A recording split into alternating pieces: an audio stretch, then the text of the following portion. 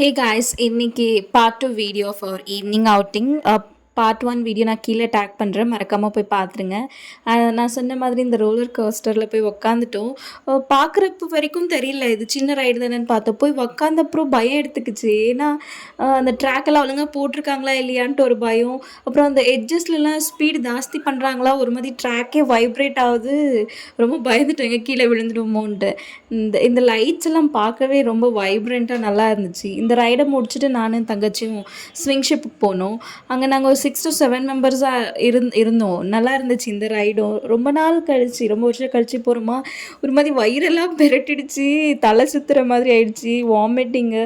நல்லா இருந்துச்சு. ஆனால் ஒரு சாட்டிஸ்ஃபேக்ஷன், ரொம்ப வருஷம் கழிச்சு போய் ஆடிட்டு வந்தோம். இந்த மாதிரி ஒரு சான்ஸ் கிடைச்சா மிஸ் பண்ணாமல் ஆடிடுங்க. ஏன்னா திரும்ப இந்த மாதிரி சான்ஸ் எப்போ கிடைக்கும்னு தெரில. அதுக்கப்புறம் வெளியே வந்து இந்த குட்டி லைட்ஸ்லாம் பார்த்து பேபிக்கு கொஞ்சம் ஷாப்பிங் பண்ணோம்.